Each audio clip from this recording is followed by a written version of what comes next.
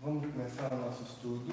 Hoje nós estamos fazendo um teste diferente de transmissão de vídeo, então talvez o áudio fique um pouquinho diferente para quem está acompanhando pela internet, mas para poder facilitar a transmissão e ela passar a ser ao vivo nas quartas-feiras, na medida que a gente vai fazendo os estudos aqui mesmo.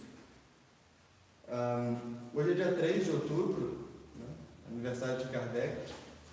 Isso. Tem um projeto muito interessante sendo feito pela Fundação Espírita André Luiz, pela FEAL de São Paulo, que se chama Cartas de Kardec.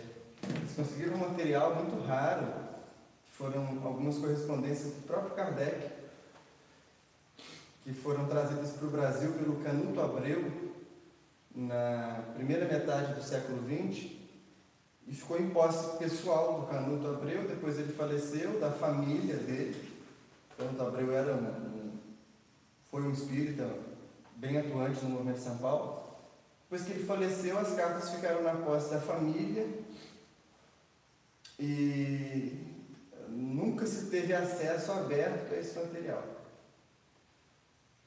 Durante um tempo a FEB tentou ter acesso a esse material, mas não conseguiu. Aqui na Universidade Federal de Juiz de Fora foi tentado também acesso ao material, mas as tratativas não prosperaram. E agora eu tive a notícia de que esse material está em São Paulo, está na Fundação Espírita André Luiz, e eles lançaram um projeto chamado Cartas de Kardec, que pretende disponibilizar esse material para consulta aberta de todas as pessoas que tiverem interesse. Então, vale dar uma olhada na internet de Cartas de Kardec. Lançaram hoje, né, no aniversário de Kardec. Tem muitas informações interessantes de bastidor de movimento espírita. Eu não sei como que isso vai ser tratado por eles, mas tem muita coisa. Porque ali é um Kardec pessoa. Não é um Kardec como responsável pela codificação do espiritismo. Então ele está trocando carta com amigos, com estudantes um pouco distantes, aí ele expressa opiniões com mais naturalidade, né?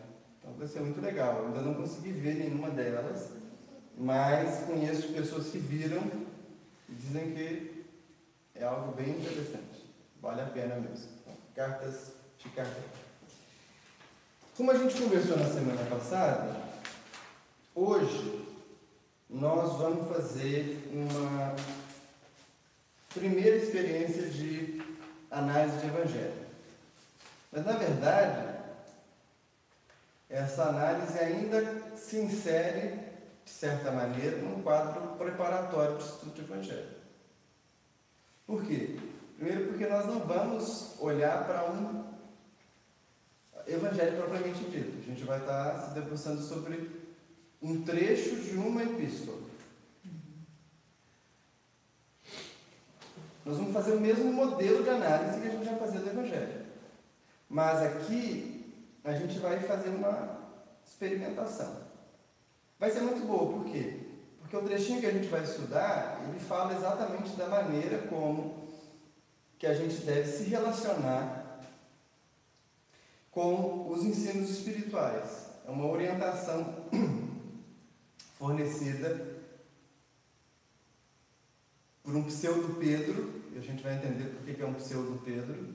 A carta não é de Pedro, de fato, é alguém que escreve em nome dele. E essa orientação era válida lá na comunidade cristã primitiva, mas hoje, quando a gente abre qualquer atividade na casa espírita, qualquer atividade, ela continua sendo válida, continua sendo presente e real. Algumas pessoas já devem ter me ouvido falar da Sede de Pedro, porque é um trecho que eu gosto muito, muito, muito, muito.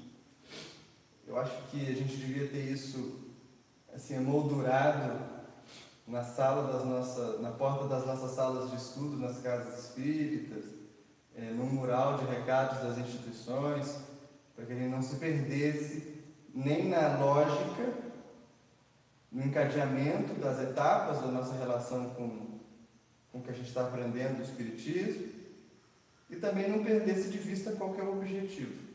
Então, a Sede de Pedro vai consumir da gente mais de uma semana de estudo.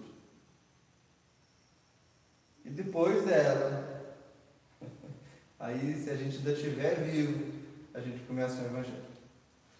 A gente vai estudar o Evangelho todo ou a gente vai estudar ele pensado?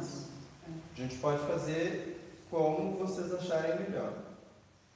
A gente pode tanto estudar o Evangelho inteiro, mas se a gente for estudar o Evangelho inteiro, aí eu não começo pelo de João, aí eu começo pelo de Marcos, que é o menor. Se a gente for estudar trechos, a gente pode estudar trechos salpicados entre todos eles, inclusive entre os não canônicos, entre os gnósticos e tal. A gente vai vendo aos pouquinhos que aquilo que a gente diz que são textos originais, olha, original mesmo, Só tem um nome. é só o trabalho de Paulo. E mesmo assim, metade das epístolas, as outras, a gente não consegue afirmar que foram escritas por ele. Por isso que eu não uma epístola só de Paulo, né? Não, foram mais epístolas. Na verdade, epístolas escritas por ele, de verdade, foram 1, 2, 3, 4, 5, 6 ou 7 epístolas. Foram Romanos, 1 e 2 Coríntios, Gálatas, Filipenses, 1 a Tessalonicenses e Filemon. Hebreus não? Não. Nossa. Hebreus,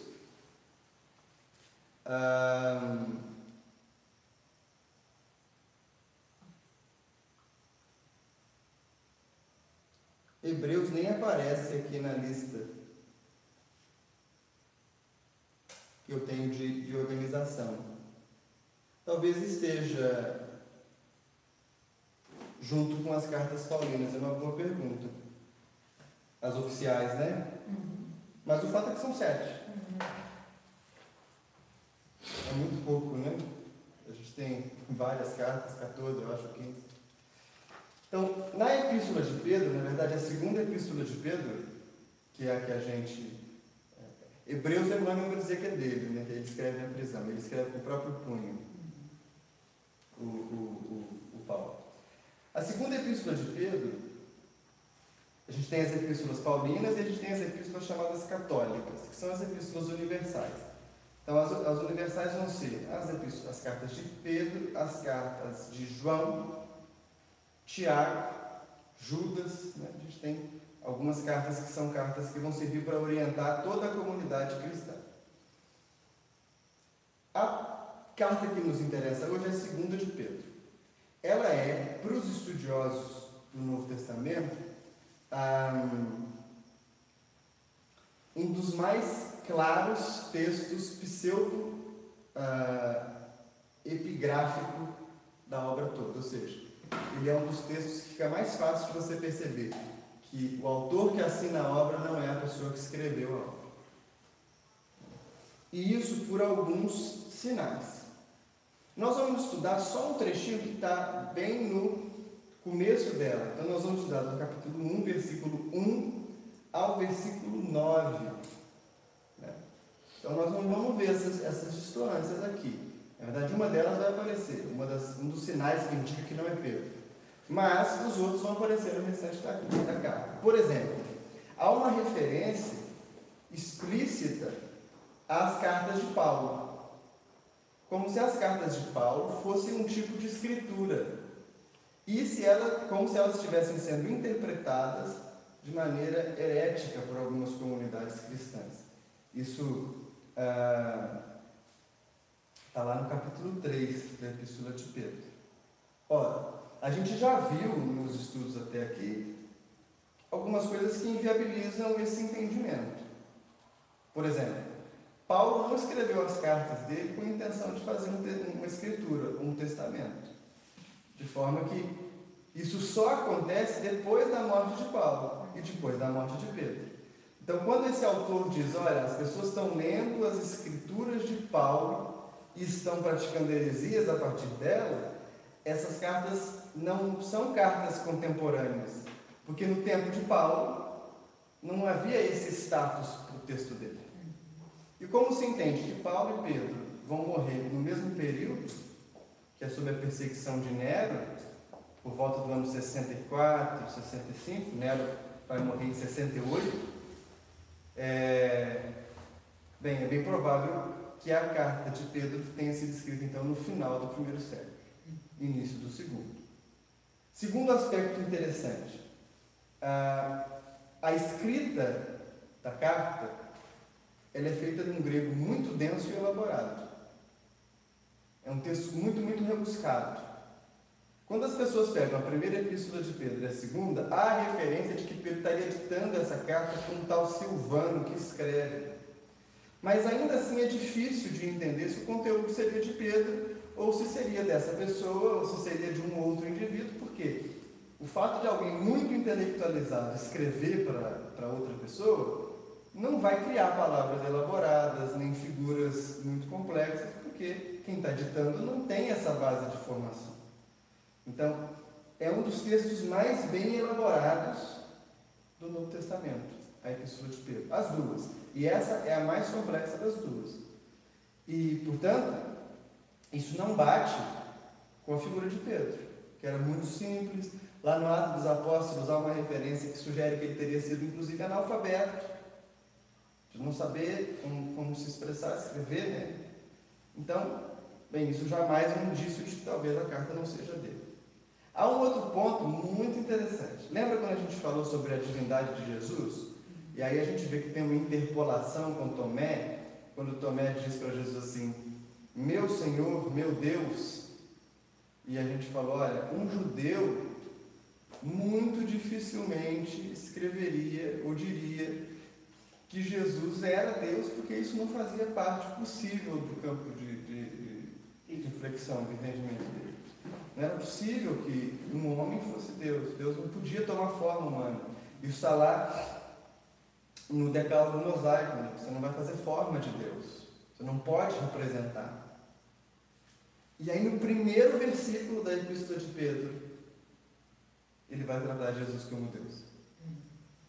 O que leva então mais um indício, que carrega mais um indício de que ela foi escrita no período onde esse dogma já estava sendo constituído. Onde esse dogma já estava sendo mostrado ali, já estava começando a surgir uma intenção entre a comunidade cristã romana e grega de enxergar Jesus como de fato um Deus. Algo diferente dos outros seres humanos. A segunda epístola de Pedro não é escrita pela pessoa que escreve primeiro, são duas pessoas diferentes ainda. É distinto É uma escrita complexa, mas as duas têm peculiaridades muito grandes, que dão a entender que não foram escritas pela mesma pessoa. Mas sabe-se quem escreveu? Não há o menor indício. Há uma teoria de que teria sido escrita por Lucas, mas ela também não tem relação com o modo de escrever do Lucas. Há a teoria de que foi esse Silvano, mas a gente não consegue ter mais informações. Provavelmente essa carta foi escrita a partir de relatos de memória de pessoas que talvez tenham ouvido isso lá atrás dele, mas numa tradição que se perde. Mas mesmo que essa escrita tenha sido mais rebuscada, ela transmite o pensamento de Pedro? Esse é o ponto. Transmite uma mensagem elevadíssima. Elevadíssima. Mas por que foi atribuído a Pedro? Porque na primeira fase do espalhamento cristão, não havia texto escrito. Os apóstolos ainda estavam vivos.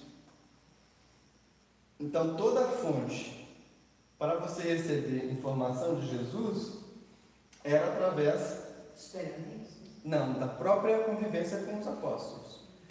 Mateus vai fazer uma síntese, que é o texto que aparece lá como sendo as anotações de Mateus no livro Paulo Estevão. Essa síntese não era um evangelho, ela era... Sabe quando a gente vai fazer um estudo que a gente faz anotações para lembrar o que falar, para registrar a ideia? Eram aforismos, eram lembretes da fala de Jesus. Não tinha um caráter evangélico como a gente conhece. Mas à medida que esses apóstolos começam a envelhecer e a morrer, surge a intenção de você registrar esses escritos, esses ensinos para a posteridade. Então, quem faz isso não é o próprio apóstolo. Em nenhum dos casos. Na verdade, a gente tem 2 apóstolos que escrevem, né? É só João e Mateus. Não, nenhum dos 2 casos são eles próprios que vão escrever o texto que a gente conhece hoje. E os outros 2 não são apóstolos, são praticantes ali que participavam da comunidade primitiva. Dessa maneira, à medida que os textos vão surgindo, eles acabam sendo atribuídos a determinados grupos que se ligavam a esse ou aquele apóstolo, a esse ou aquele personagem da primeira hora. Então, a carta de Pedro provavelmente surgiu num contexto de uma comunidade ou de uma igreja que já vinham recebendo transmissões que eram atribuídas a Pedro. Seja a partir do próprio Pedro, e depois que ele falece, isso vem por outra pessoa, seja através de 3, 4 gerações na frente, né? A gente não tem muito como precisar esse tempo, porque a gente pode ter uma datação da carta, mas a gente não sabe se aquilo é uma cópia, quando que ela foi escrita e tal. O fato é que não é algo que o Pedro se arrependeria de dizer. Com um ou outro detalhezinho, por exemplo, essa afirmação de que Jesus seria Deus, e que a gente entende, né? Porque a gente está vendo que a igreja ela vai tentar construir uma linguagem teológica para afirmar uma série de coisas, né? Para provar que Jesus é o Messias, para provar que tanto de coisa que a gente já viu. Então a gente entende. Agora, do ponto de vista da pureza, da transparência, da pujança moral, é um texto fantástico. Estaria equivocado fazer um raciocínio quando ele fala que Jesus é Deus, fazer um raciocínio assim, não da forma assim linear, mas de uma forma interpretativa, porque Jesus seria o maior, o Messias? Então, pode, a gente entende assim, mas para um judeu não faria isso. Um judeu não faria. Assim como hoje, a gente conversar com um judeu, ele não consegue admitir a possibilidade de que um homem seja Deus. Não dá.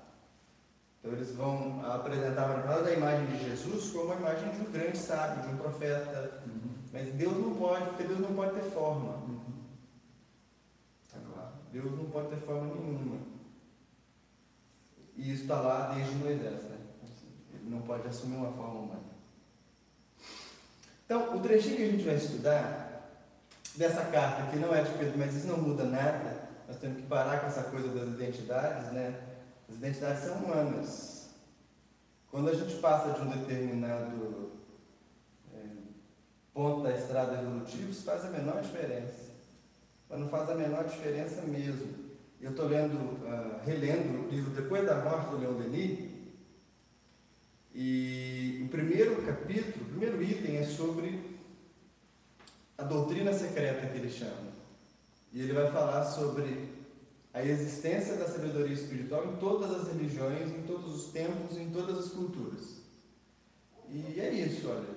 É o mesmo ensinamento, algo bem parecido que está surgindo lá na Índia, vai para o Egito, vai para a Grécia, com nomes diferentes. Mas você vê na essência do pensamento os mesmos princípios. Então, quanto mais elevado se torna o ensinamento, menos personalista ele é. É por isso que Kardec vai ser muito enfático quando ele está lá no Livro dos Médiuns falando da identidade dos espíritos, que a identidade a partir de determinado ponto não importa. Porque se o espírito é muito amadurecido, ele não está preocupado com a identidade. Kardec vai confirmar a identidade de alguns espíritos, a gente tem que ter clareza nisso. Quando o espírito vai se manifesta como Santo Agostinho, Kardec não tem como verificar que é Santo Agostinho. Não tem como ele comprovar que é Santo Agostinho. E também seria muito indigno para Kardec e para o espírito ter que ficar anotando dicas, né? Lá no ano tal, na hora tal, eu fui em tal lugar, e você vai achar um documento escondido. Muito indigno.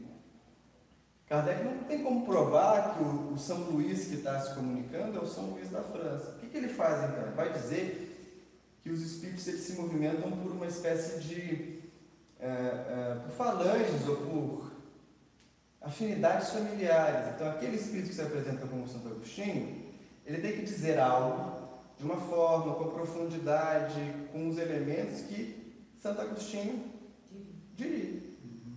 Se passar por isso, é o que basta. Você não precisa de mais.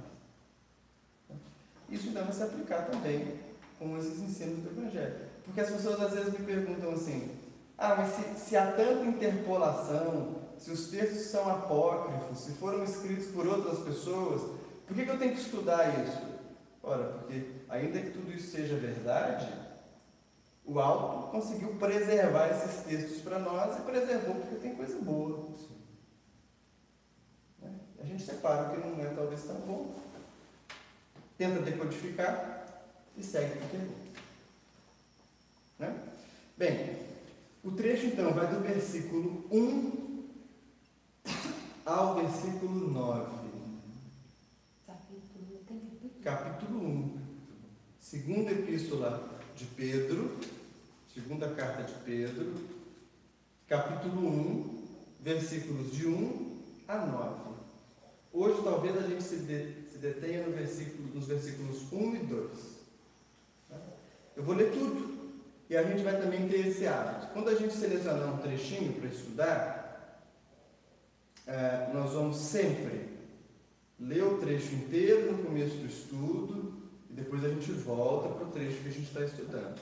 Aí vamos andar um pouquinho, na próxima semana a gente começa a ler tudo de novo e volta para onde a gente vai estar parado. Porque aí o texto vai ficando registrado. Né? Pois é.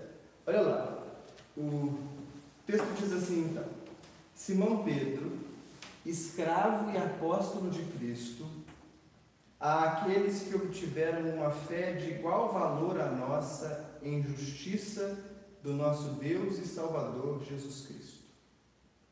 Graça para vós e paz multiplicada em conhecimento de Deus e de Jesus, nosso Senhor. Assim, o seu poder divino deu-nos todas as coisas concernentes à vida e à piedade através do conhecimento daquele que nos chamou pela sua glória e excelência.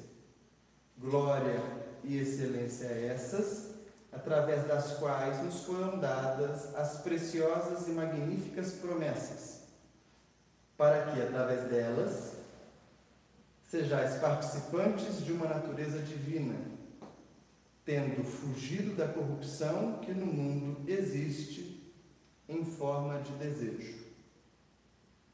Por isso mesmo, tendo vós contribuído com todo o vosso empenho, é na vossa fé que deveis providenciar a excelência.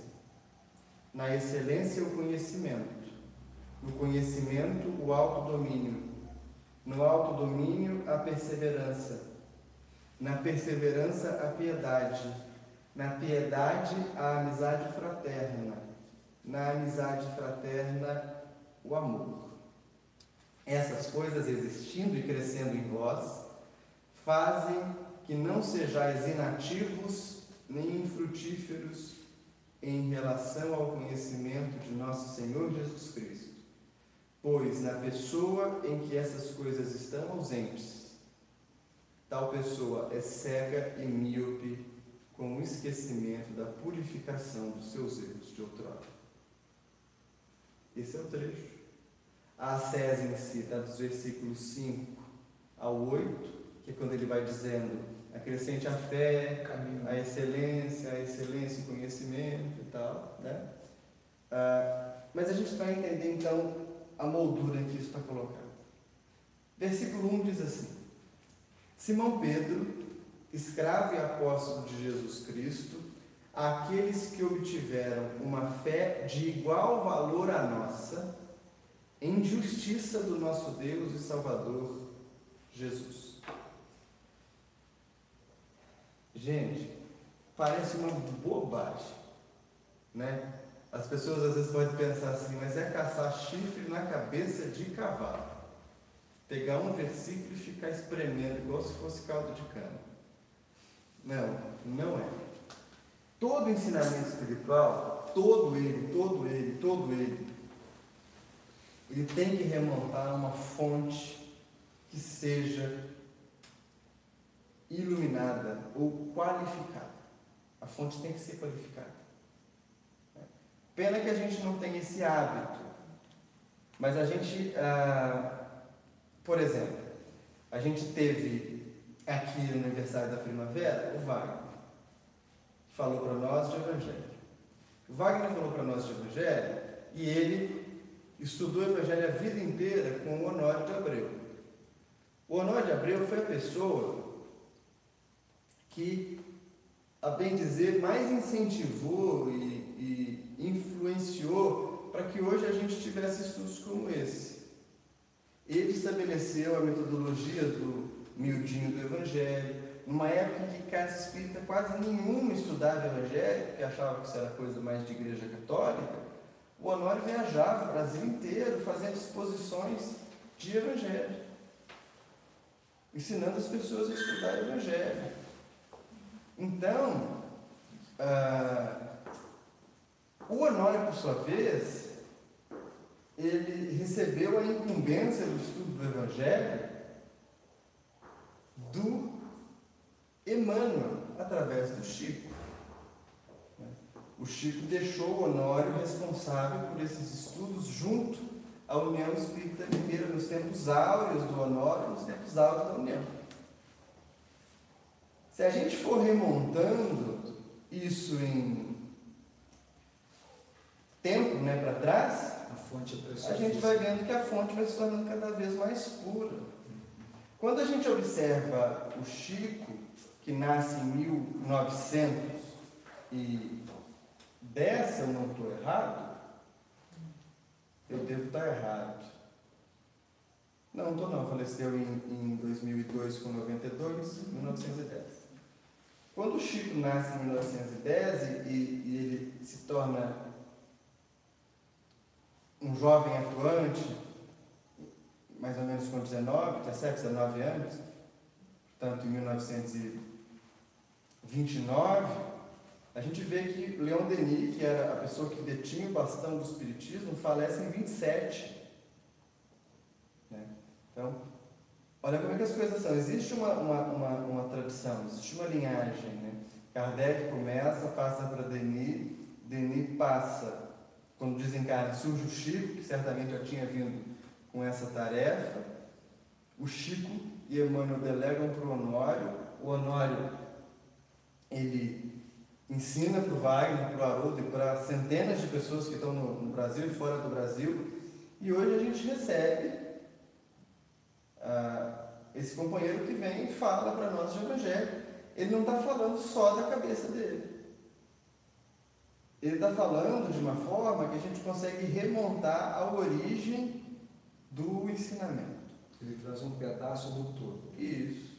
Ele traz um pedaço que tem as mesmas propriedades do todo.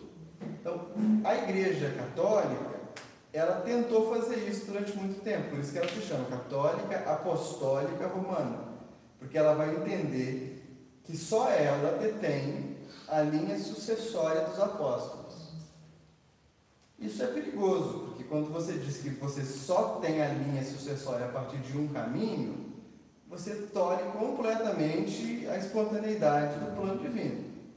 E você tira de outras religiões, de outras culturas, a possibilidade de receberem ali um enviado dos céus.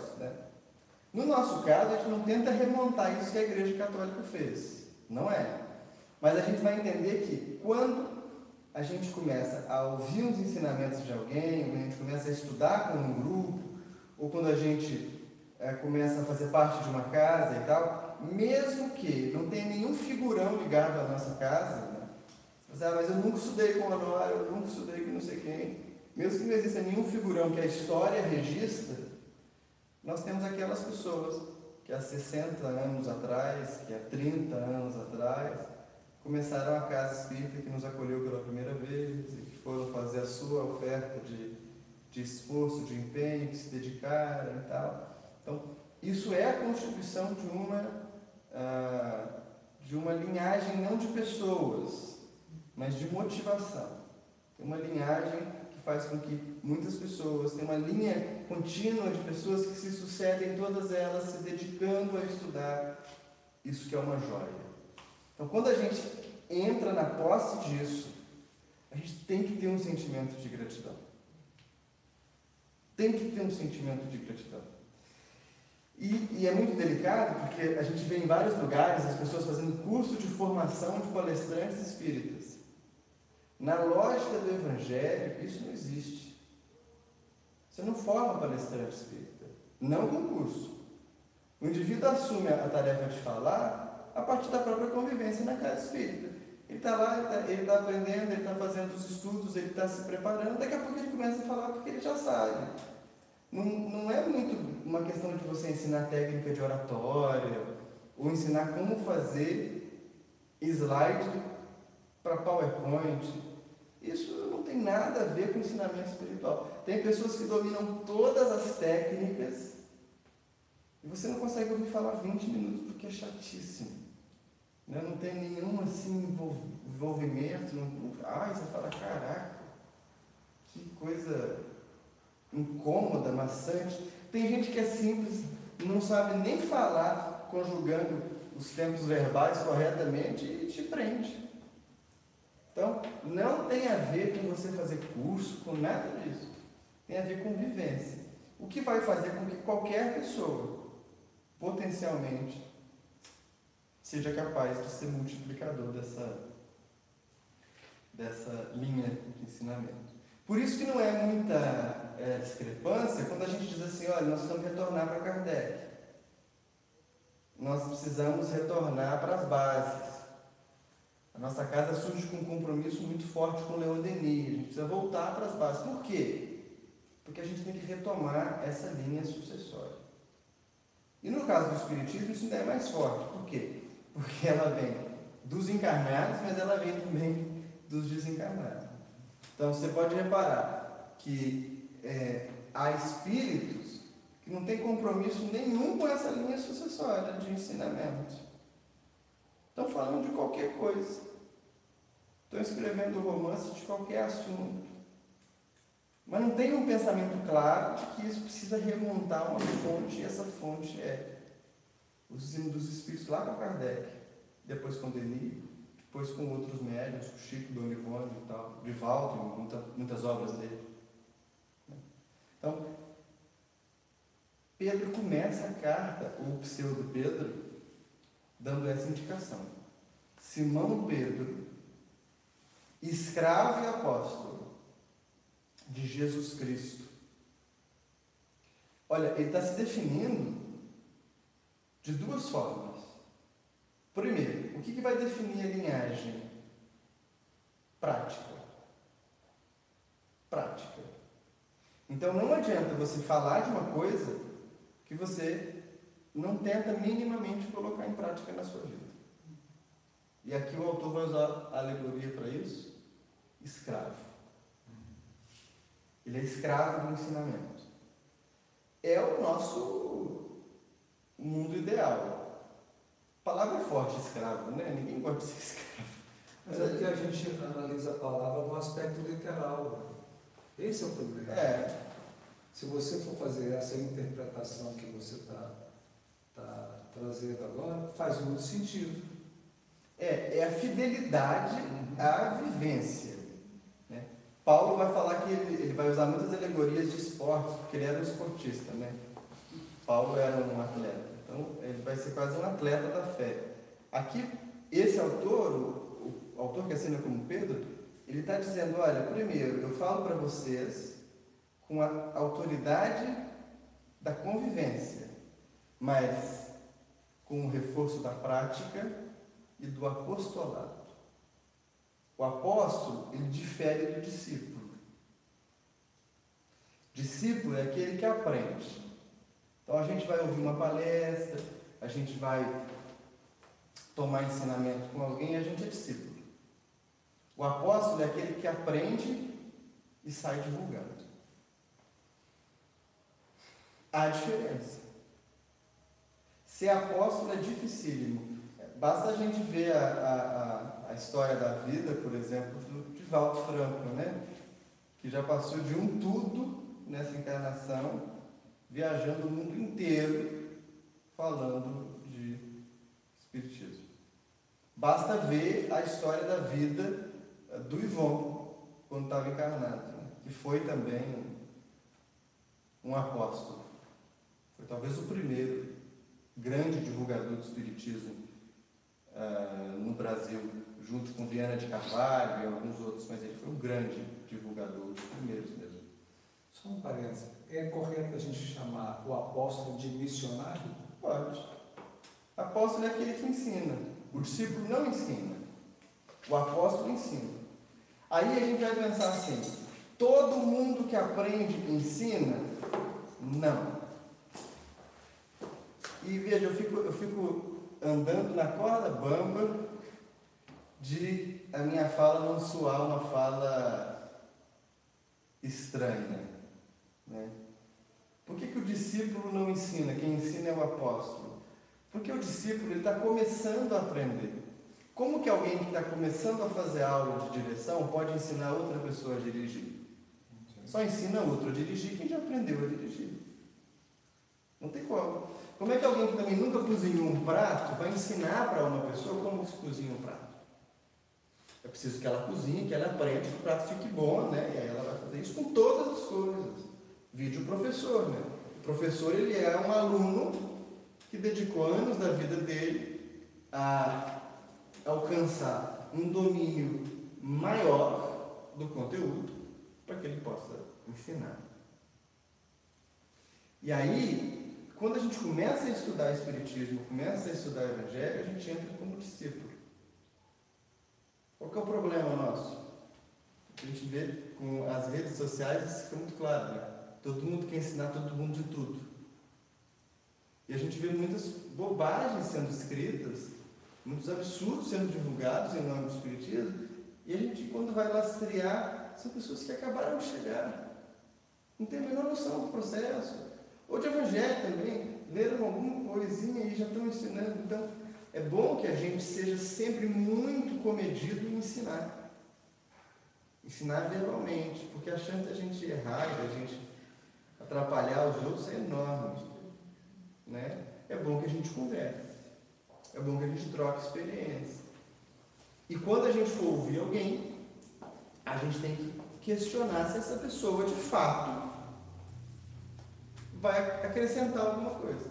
É muito interessante o modelo que a gente faz aqui na Primavera de Reunião Pública, porque aqui a gente dilui isso, né? Quando a gente tem várias pessoas falando e mais a assistência também podendo participar, acaba com o problema de você, às vezes, ouvir uma pessoa que não tem nada para falar. Está ali só porque você precisava marcar um palestrante, não tinha outro, chamou o fulano, e o fulano vem e está viajando na maionese, falando coisas bem confusas. Pedro começa a carta deixando isso claro. Então, quem está falando aqui? É Pedro, escravo da prática, apóstolo do Cristo. Bem, então tem uma linhagem, agora eu vou seguir a linhagem. Para quem que ele diz? Aí é muito interessante. Ele vai dizer assim, ó, aqueles que obtiveram uma fé de igual valor à nossa, em justiça do nosso Deus e Salvador. Se a gente abstrair da expressão Deus e Salvador, que ele vai colocar para Jesus, se a gente substituir unicamente de igual valor à nossa em justiça de nosso Deus, ou em justiça de Jesus, fica fantástico. Porque a gente tem um medão das autoridades espirituais que deturpam o poder que tem para obter vantagem. E tem que ter medão mesmo. Nada é tão fácil de ser manipulado quanto a religião. A gente já falou isso em outros estudos, né? Nada é tão fácil de ser manipulado quanto a crença do outro. Se a pessoa está ainda numa situação frágil, se ela está numa situação difícil, ela fica mais vulnerável ainda a todo tipo de coisa que apresentem para ela. E a gente vê muita gente boa, que talvez por compromissos kármicos, né, vão se sujeitar a viver situações horrorosas, em nome da fé. Há pouco tempo a gente viu vários escândalos de líderes espirituais envolvidos em abuso sexual mesmo dos seus praticantes, espíritas inclusive, passaram por isso, que é uma vergonha. E aí a gente tem sim que desconfiar da pessoa que apresenta essas credenciais como uma forma de separação. Porque Pedro é fantástico, por isso que esse autor precisa ser estudado, né? Ainda que não seja o apóstolo. Ele vai dizer que ele escreve àqueles que obtiveram uma fé de igual valor à nossa injustiça. Ou seja, todo ensinamento que sai da boca de alguém que aprendeu, ele tem que deixar quem ouvir igual quem está falando. Ele não vai separar. Porque se ele separar, a função do ensinamento acabou. É claro que por uma questão de organização e de hierarquia, a gente vai sempre respeitar as pessoas que são mais velhas. Mas isso é diferente da gente entender que elas são superiores ou essencialmente melhores. Agora eu entendi. Você entendeu? Por exemplo, quando nós hoje observamos a figura do nosso Divaldo Franco, que já é um senhor, né?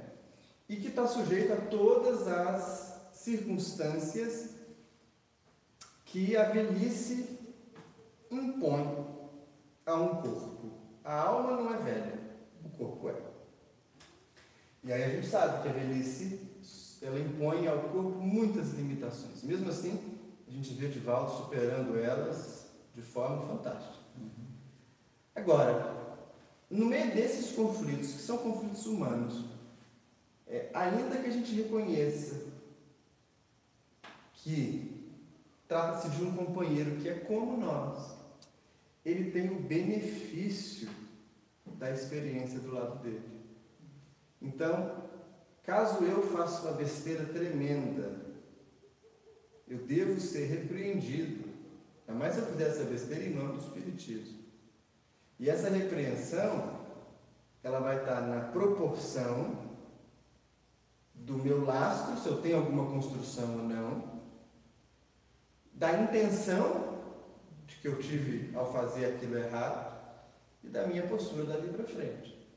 Caso o Divaldo faça alguma coisa errada, ele tem uma série de benefícios, ele deve ter da nossa parte uma série de benefícios. Ele tem de entendimento, de paciência, de fé. E eu não digo que ele está fazendo coisas erradas ou que ele vai fazer. Eu estou dando o exemplo do Divaldo por dado do Chico. O Chico, até o dia que ele faleceu, ele dizia assim: gente, reza por mim porque eu ainda posso cair.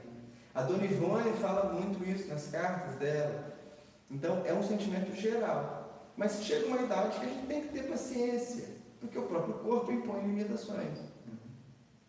Então, isso não significa dizer que o Divaldo é melhor do que qualquer espírita.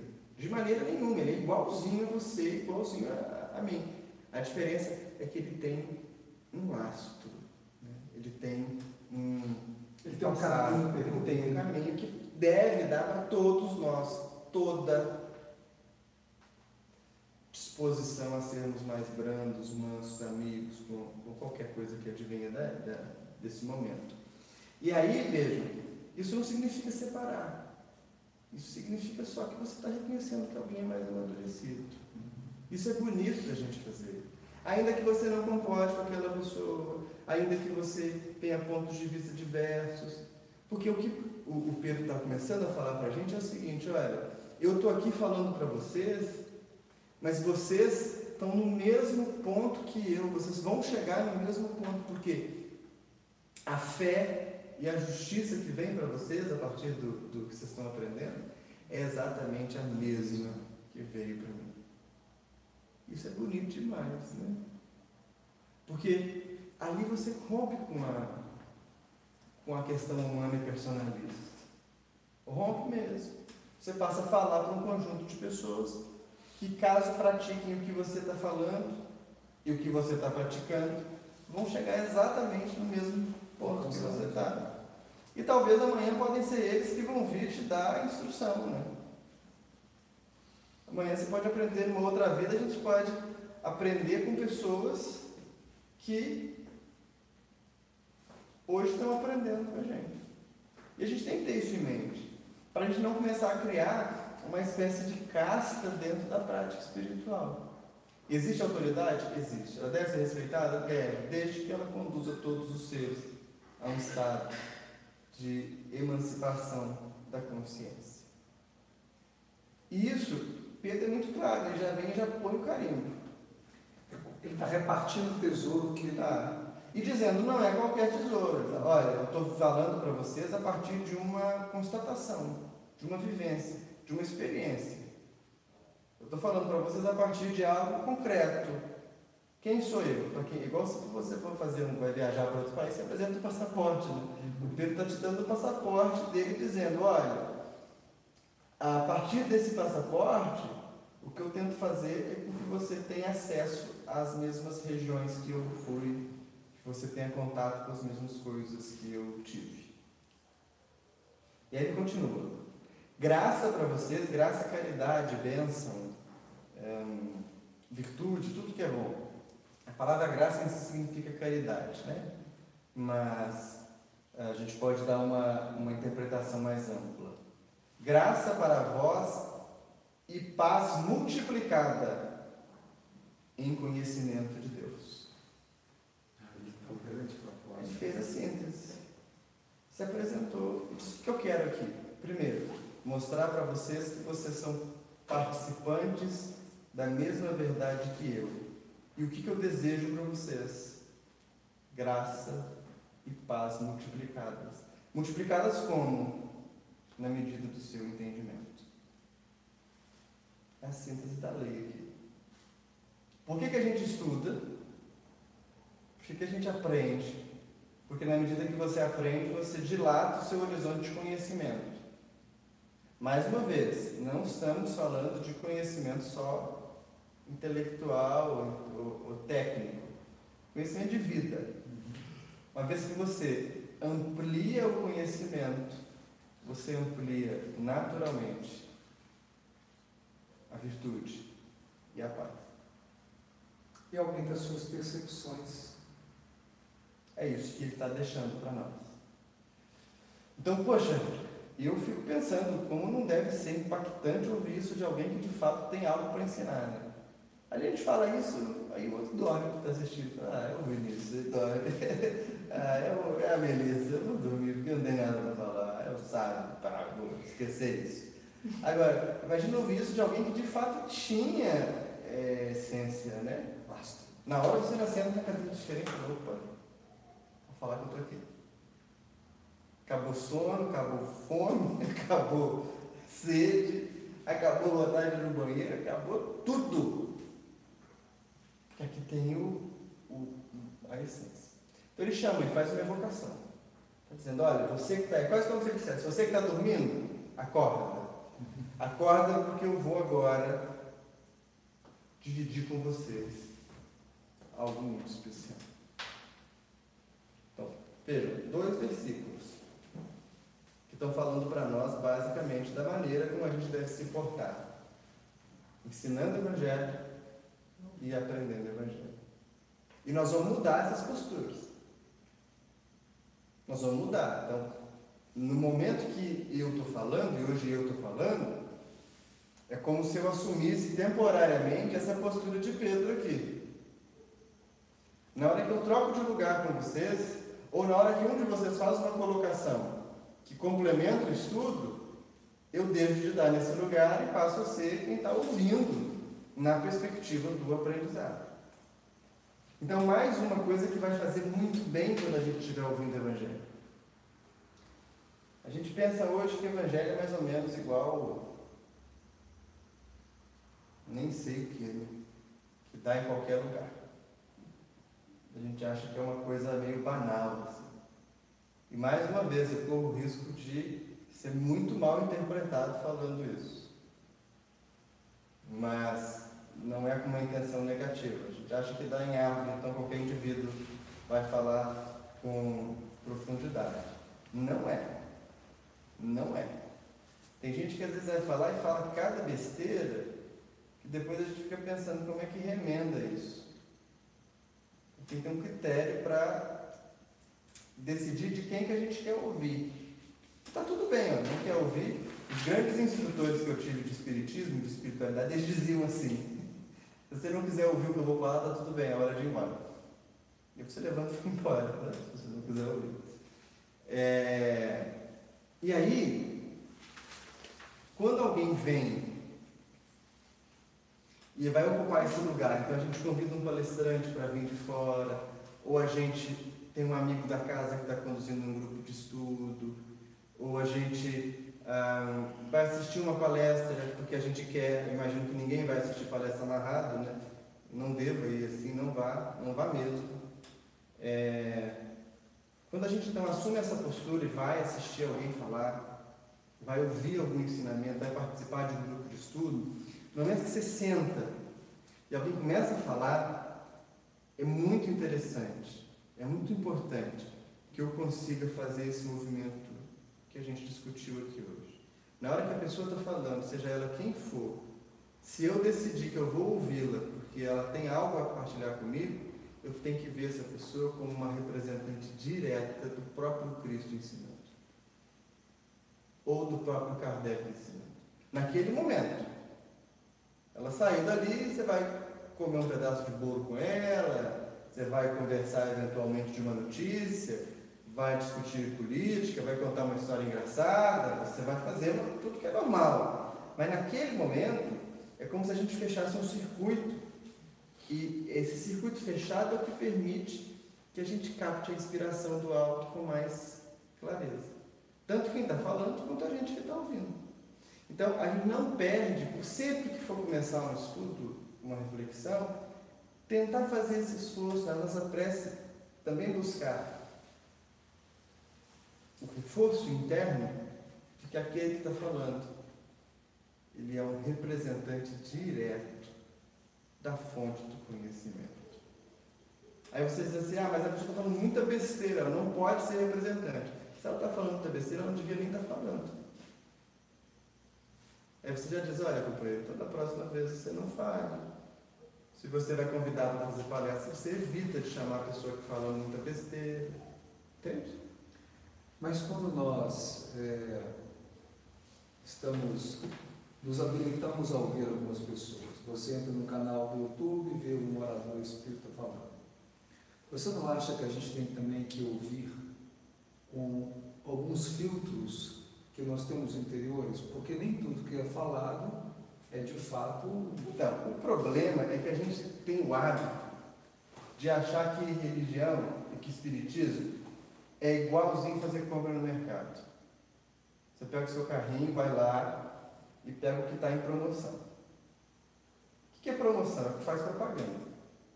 Então a gente está cheio de palestrantes que vivem de propaganda. Fazem propaganda de si ou outros fazem propagandas dele. E aí, como o que faz propaganda é o que vende, né? Por isso que se faz publicidade no mundo, a gente acaba às vezes tendo muito mais acesso a esses do que a outros. No budismo tem uma coisa muito interessante.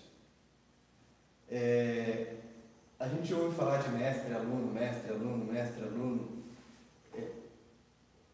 Demora mais ou menos 3 anos para um mestre aceitar um aluno como um aprendiz. E um aluno para reconhecer o mestre. Isso é impraticável no espiritismo e não deve ser feito dessa forma. Mas, na medida que a gente vai ouvindo as pessoas, a gente tem que ouvir primeiro pensando se ela merece ser ouvida. Se ela tem ensinamentos que são aquilo que eu estou buscando.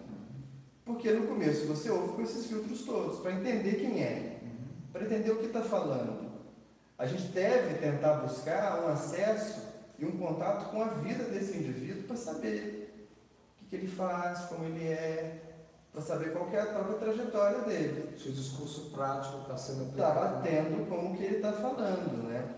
E aí depois disso, quando você consegue fechar todas esses nozinhos, quando a gente fala de enxergar a pessoa como se fosse um representante, não é abrir mão da crítica, mas é ser mais aberto. É relaxar para ouvir o ensinamento. É você se deixar ser tocado pelo ensinamento. É claro, se você confia uma pessoa para te ensinar, ela vai falar uma besteira do tamanho de um bonde, e fala, opa, deixa eu ver se essa besteira é besteira mesmo, porque ela já ganhou crédito comigo. Se for, vou reservar. Vou ver se isso se repete. Vou ver se isso se mantém. É muito difícil porque a nossa cabeça é cartesiana. A gente quer as coisas assim, preto no branco. Mas quando a gente fala de você se abrir, é muito mais uma questão de afinidade vibratória. Se você ouve alguém com quem você não tem afinidade, você não aprende. Pode ser o maior palestrante do mundo, você não aprende, você não cria conexão com ele. Então, quando a gente diz assim, entende que ele é um emissário, entende que ele é alguém bacana, e criar conexão. E vejam, não é com o figurão da internet só, é com a pessoa da sua casa espírita que está no grupo de estudo.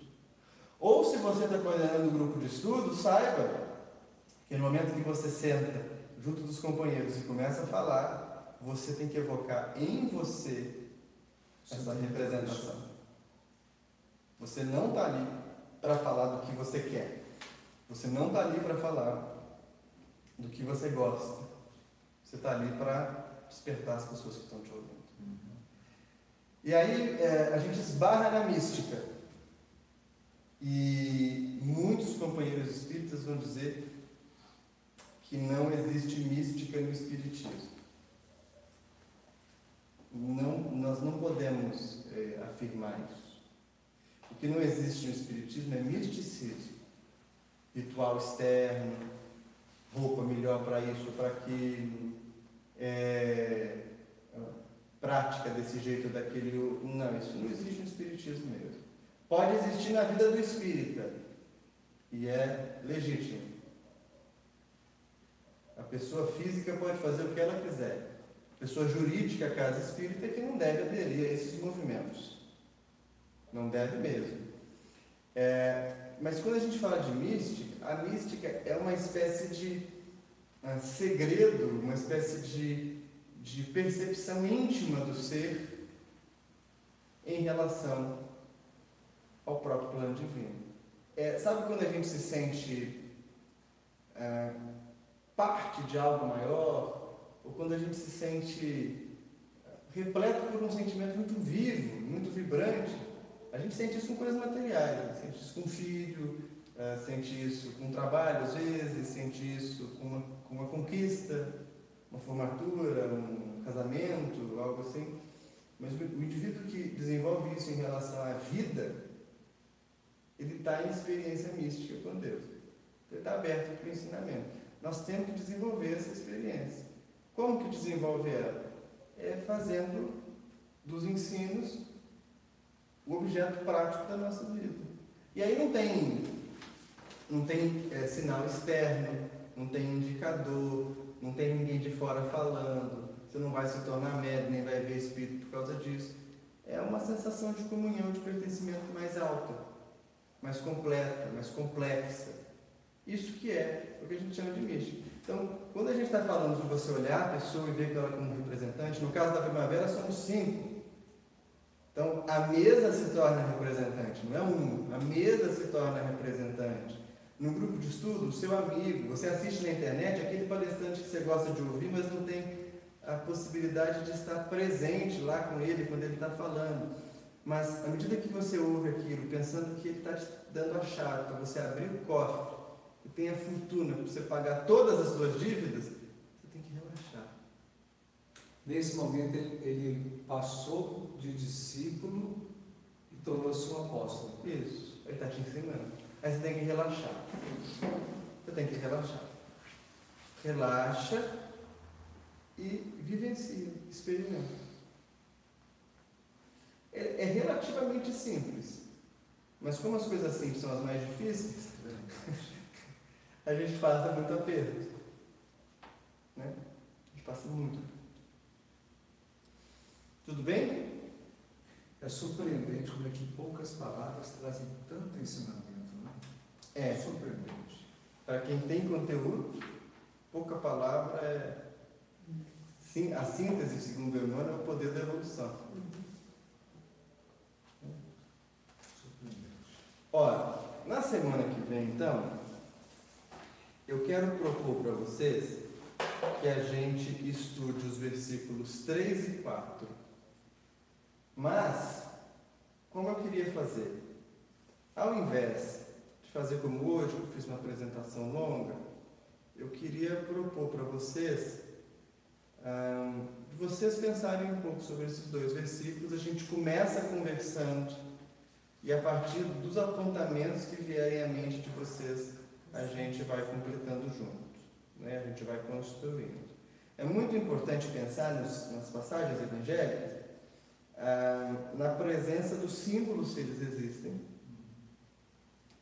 tentar decodificá-los e entender que todo texto sagrado, todo texto de qualquer religião, se você for ler o Bhagavad Gita, se você for ler o Corão, o que for, todo ele tem a mesma característica. Ele se refere a uma realidade objetiva, humana, material, e ele se refere também a uma realidade sutil, transcendente, espiritual. É isso que faz com que os textos sempre sejam atuais, porque eles vão ter um contexto histórico, mas eles vão ter também um contexto moral e espiritual muito mais dilatado. Então, na medida que vocês forem lendo, vamos fazendo essa análise. Quando a gente for para o Novo Testamento, Evangelhos, aí a gente vai fazer a chave de interpretação clássica, né? Quem fez o quê, quando, onde, porquê e como que isso se adapta à nossa rotina espiritual. Mas aqui não, aqui nós estamos falando de teoria. Quase o pré-vestibular ainda. Tudo bem? Conteúdo espiritual, né? Quando a gente for ver os itens, os patamares da ascese de Pedro, vocês vão ver que é fantástico. E vão perceber que na nossa reunião de casa espírita, nos nossos grupos de estudo, na lógica dos trabalhos que a gente faz na instituição, se a gente queimar a etapa, tende a dar errado. Não é que dá, tende a dar errado. Porque os valores do espírito, eles andam todos de mão dada. Na verdade, eles estão separados porque a gente tem a cabeça pequena.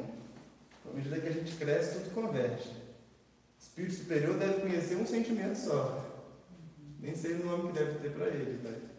A gente fala paciência, perdão, amor, porque para nós é tudo fragmentado. É tudo espaçado. Para eles não.